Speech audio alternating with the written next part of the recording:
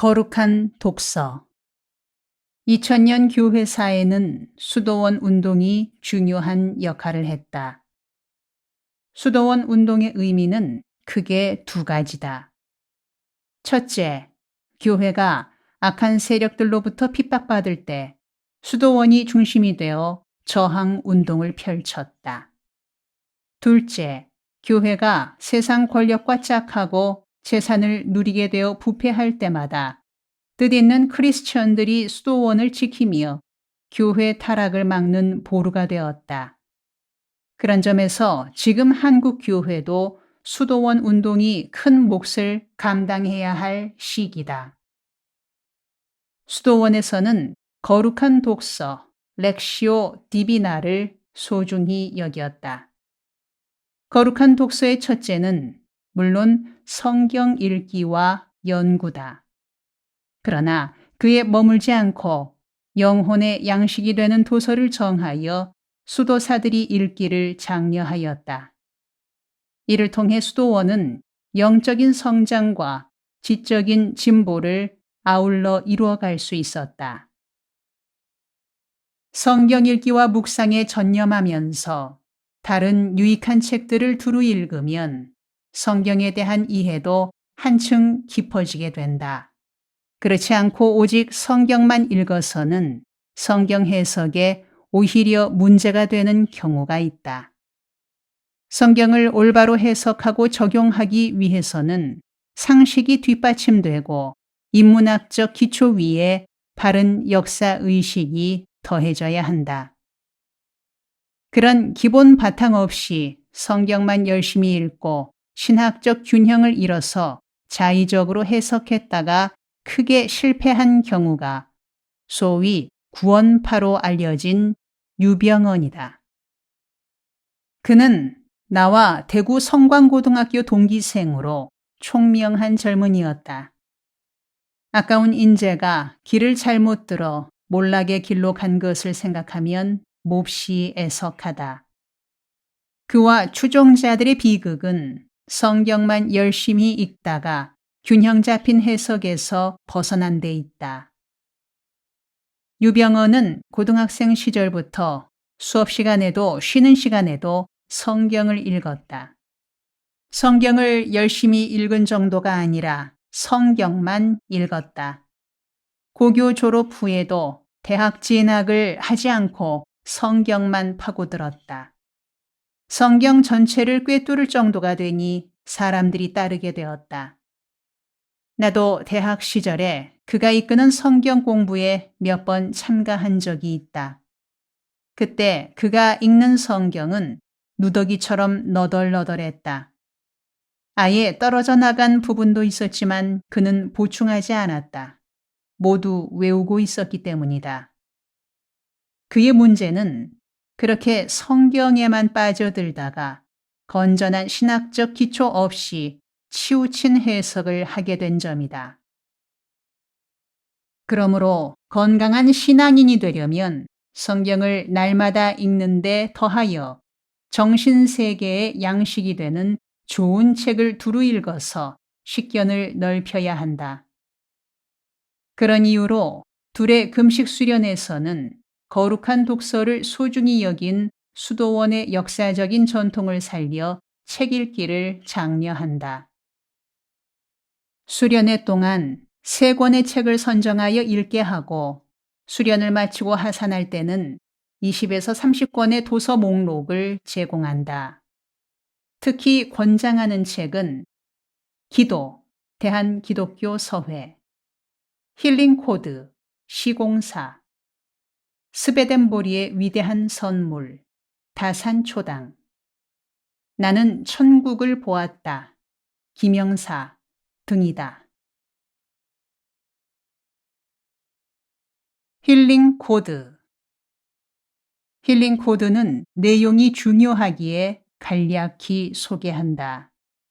몸과 마음의 치유에 관한 이 책의 내용이 성경적, 의학적, 상식적으로 균형을 이루고 있기 때문이다.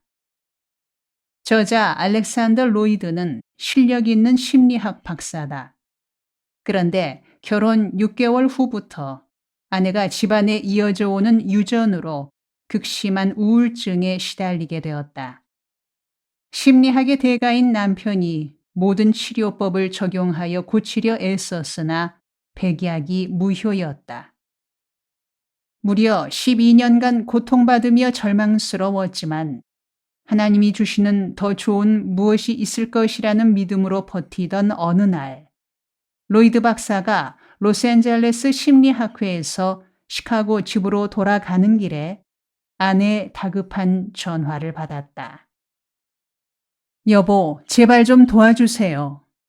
우울증 발작으로 절규하는 소리에 너무나 낙심되어 비행기 안에서 절박한 마음으로 기도드렸다.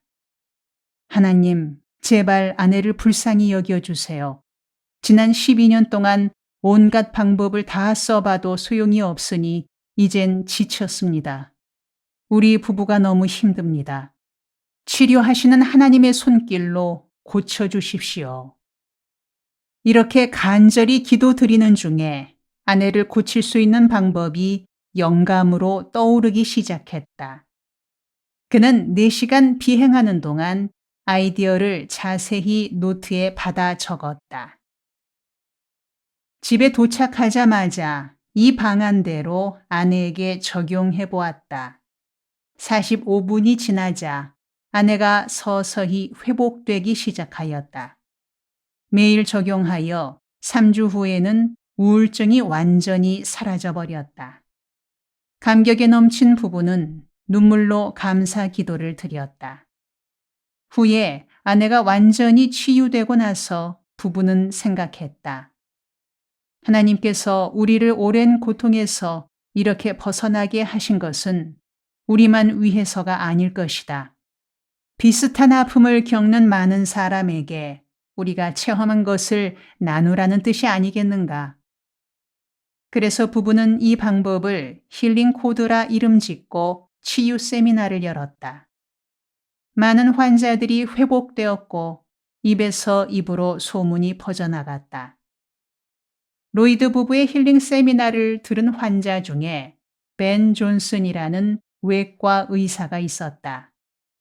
그는 루게릭 병에 걸려 죽을 날을 기다리고 있던 터였다. 루게릭은 발병 후 대부분 5년 안에 죽는 병이다.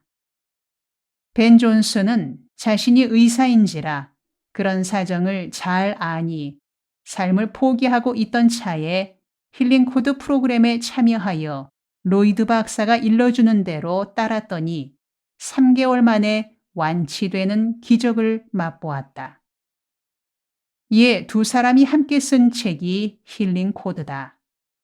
이들은 세계 각지를 순회하며 치유 세미나를 열고 있다. 이 책은 인체에 치유 호르몬을 분비하는 4곳의 힐링 센터가 있다고 한다. 하나, 콧대, 뇌하수 체샘과 솔방울샘을 관장. 둘, 관자놀이, 좌우 뇌 사상하부의 기능을 관장. 셋, 턱, 편도와 해마, 척추와 중추신경계를 포함하는 반응 정서 뇌를 관장. 넷, 후골, 척추 중추신경계, 갑상샘을 관장. 양손의 5손가락을 하나로 모아서 이 4곳에 차례차례 5cm쯤 띄운 채로 향하고 눈을 감는다. 지난날 내게 큰 스트레스를 주었거나 상처를 남긴 경험에서 벗어날 수 있기를 잠시 기도드린다. 한 동작이 마칠 때마다 2 손바닥을 뺨에 대고 휴식한다. 다시 다른 곳에 오므린 손가락을 향하고 같은 기도를 반복한다.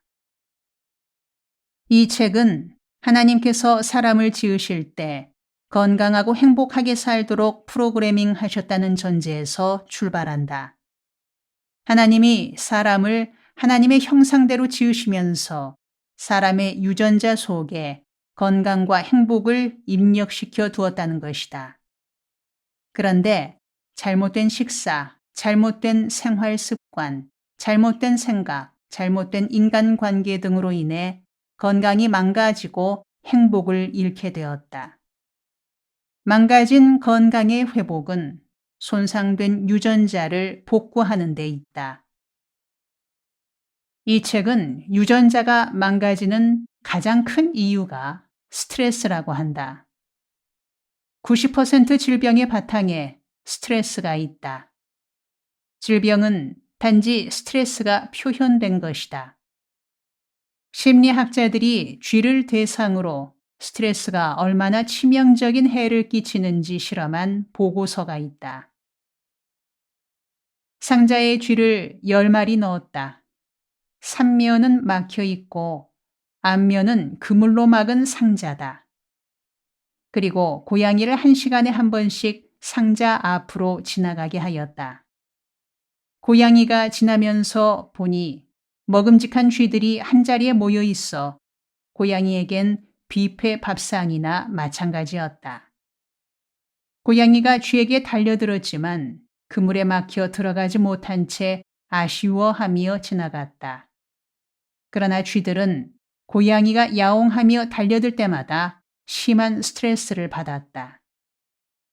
그러기를 일주일 반복하니 스트레스에 견디지 못한 쥐들이 서로 물어뜯기 시작하였다. 일주일 더 계속하니 이제는 쥐들의 몸이 상하기 시작했다. 장출혈, 두드러기, 고혈압 등의 증상이 생겨 고통스러워했다.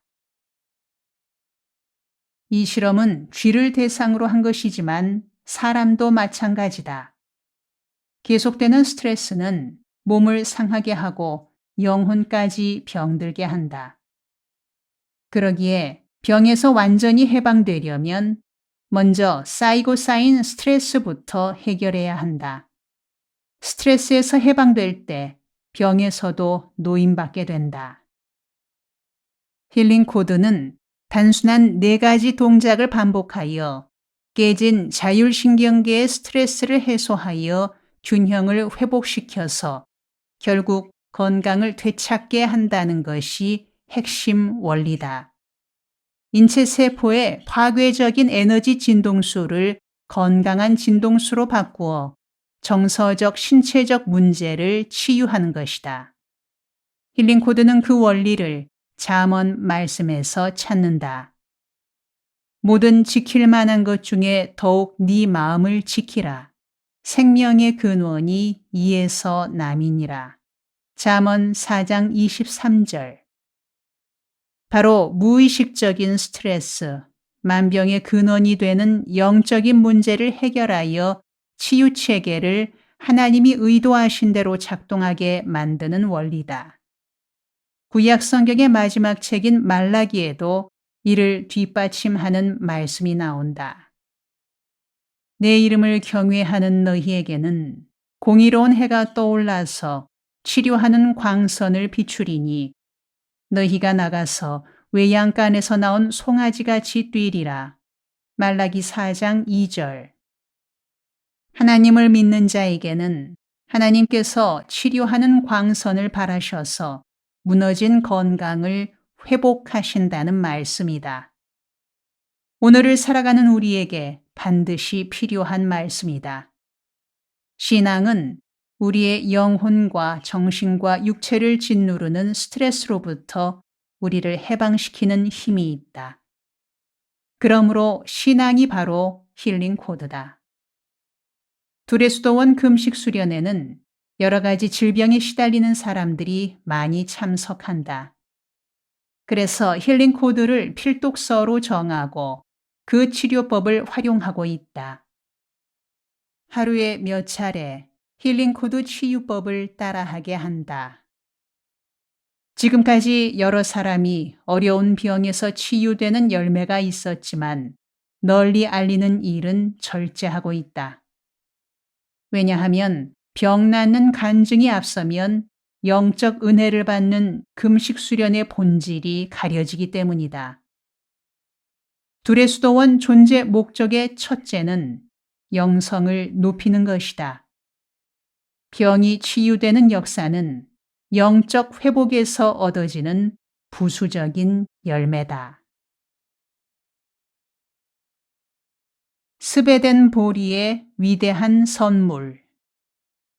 이 책은 17세기 스웨덴의 물리학자 스베덴 보리의 영계 체험기다. 스베덴 보리는 웁살라 대학에서 수학, 천문학, 생리학 등 광범위하게 자연과학을 연구하여 당시 뉴턴에 버금가는 최고의 과학자로 인정받았다. 그의 학문의 깊이는 아인슈타인보다 200년 앞서 상대성 이론의 윤곽을 발표할 정도였고 150여 편의 과학서와 논문을 저술했다. 그가 57세 되던 1745년 어느 날 런던 여행 중에 자려고 침대에 누웠는데 방 안으로 대낮 같은 빛이 비쳐들더니 한 신비스런 인물이 다가와 말했다. 나는 당신을 영의 세계로 초청하기 위해 하나님이 보내신 사자입니다. 그곳에서 보고 듣는 모든 것을 기록하여 지상의 사람들에게 낱낱이 전하시오. 그 길로 그는 영안이 열려 84세에 숨질 때까지 27년간 영계를 자기 집처럼 수시로 드나들며 남다른 체험을 쌓았고 낱낱이 기록으로 남겼다. 그를 추종하는 후배들이 그의 방대한 영적 체험기를 요약하여 읽기 쉽게 편집한 책이 스베덴 보리의 위대한 선물이다. 그는 영적인 세계를 체험한 이후로 모든 과학 서적을 멀리하고 책상 위에 성경만을 펼쳐놓고 영계를 탐구하는 데 집중하였다. 그의 과학 재능을 아까워하는 지인들에게 그가 말했다. 나와 같은 과학자는 얼마든지 있을 수 있다. 그런데 영계의 진리를 알고 보니 이는 인류의 영원한 생명이 걸린 문제다. 내가 전하는 영계의 비밀에는 인간이 사후 천국에 가느냐 지옥에 가느냐가 달려있다. 이 특별한 소명은 내가 과학자로 공헌하는 것보다 수천 수만 배 더 중요하다. 그리고 나 외에는 이 사명을 감당할 사람이 없다. 나는 모든 과학의 시주이기도 한 창조주로부터 소명을 받은 것이다. 그가 어느 날 유럽 명사들의 모임에 초청받았다. 모임에서 누가 장난삼아 물었다. 당신이 영적인 도가 깊다 하니 여기 모인 사람들 중에 누가 가장 빨리 죽을지 맞춰보시오. 스베덴 보리는 잠시 묵상 후 가장 젊은 백작을 지목했다. 모인 사람들이 웃으며 농담하지 말라고 하였다. 그러나 다음 날 그 젊은 백작이 심장마비로 죽었다. 그는 자신이 죽을 날도 1772년 3월 29일임을 미리 알리고는 마치 이웃마을의 나들이 하듯이 천국으로 옮겨가는 죽음을 맞았다.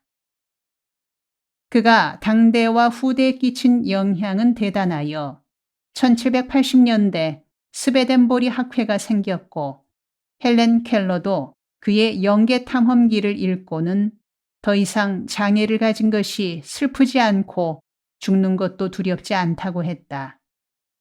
그리고 그의 절친한 친구였던 독일의 철학자 임마누엘 칸트는 스베덴 보리의 영적 체험 연구라는 저서를 남기기도 했다. 그가 인류에 끼친 공헌은 세 가지다. 첫째, 죽음이 삶의 끝이 아니라 죽음 이후 더 큰 생애가 있고 그것이 진짜 삶임을 알렸다. 둘째, 사람들로 하여금 하늘을 쳐다보고 깨닫게 하고 그 다음 땅을 바라보고 실천할 마음을 품게 하였다. 그는 영생을 얻는 길, 천국에 가는 길이 하늘에 있는 것이 아니라 땅의 삶에 있음을 증거하였다.